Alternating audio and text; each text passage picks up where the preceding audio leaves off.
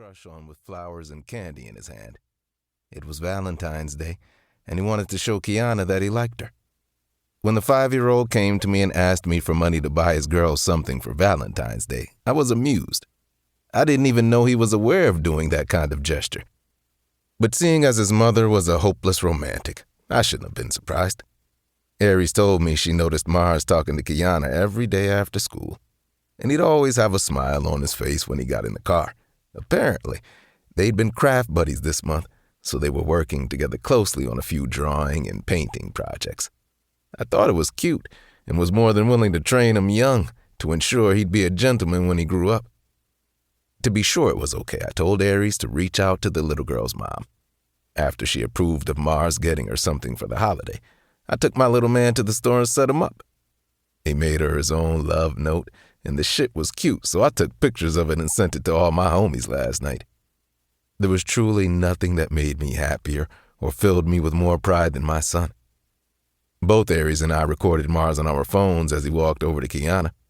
When she noticed him coming in her direction, she smiled. Her mouth hung open, and she clapped at the sight of everything he had for her. She took the items hesitantly and thanked him before giving him a tight hug.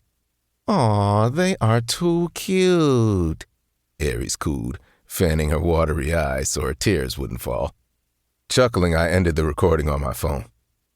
"We doing good with them, huh?" "For sure," she replied, wrapping her arm around me and resting her head on my shoulder as we watched them talk for a while before they locked hands and walked into their school. "That was just too cute. I'm glad I came up here to watch." "Same," I agreed as she released me. "What you about to get into now?" "I'll probably go home and get a little cleaning done. I'm not sure what Omar has planned for tonight, but I want to make sure I don't have anything to do but get Mars settled before we do our thing." If it was for any other thing, I'd offer to make sure my little man was straight so she could go out and enjoy herself. Since I didn't like her nigga, I kept my mouth shut as we walked to our separate cars.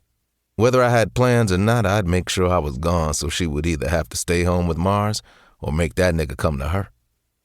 I loved Aries because she gave me my first son. People often thought we were on some sneaky link shit. I had too much respect for her to play with her emotions and make her believe there was more between us than there was. For the sake of our child, I needed to make sure Aries and I forever remained on the same page. And since my son was a year old, that page had been one of platonic friendship. As great as Aries and I co-parented, our romantic relationship wasn't as peaceful, which was why we broke up. I believed we simply didn't have enough in common to sustain a fun relationship. She was cool, though, and I was grateful we got along as well as we did. I allowed her to live in the mother-in-law suite on my land rent-free to make sure she was straight and my son was close. Aries didn't work, so I made sure she had enough money to take care of her other bills and still enjoy herself. A part of me hated how serious things were between her and Omar without her demanding more support from him. But she accepted a bullshit excuse about him not doing anything for her financially because they weren't married. I didn't need another nigga thinking my little man was his responsibility, so I took great pride in providing for him and Aries, but that was the biggest reason Omar would never have my respect. "What are you getting into tonight?" Aries asked as I opened the door of her Tesla. Or should I ask, who are you getting into tonight? That made me smile. I could admit I had a healthy sex life. Aries may have been the last woman I was in a serious relationship with, but I rotated the women I dated and had sex with regularly. Being honest, though, that shit was getting kind of played out. I was tired of getting to know women and learning them. There were times I wanted one woman to know, trust, and come home to. But I didn't see that happening for me anytime soon, if ever. I have no idea, but I know I'm getting into something. Yeah, I bet. She chuckled as she buckled her seatbelt. I'm about to run some errands. Let me know when you get home. Okay, be safe. With a nod, I closed the door and headed to my car. I had 3.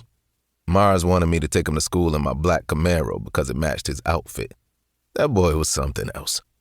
Once I was settled in the car, I checked the notifications on my phone. A smile spread my lips at the sight of Asylum's text, letting me know he was going to be a father by blood for the first time. He was on a week-long vacation with his woman, daughter Eve, and I couldn't be happier for my best friend.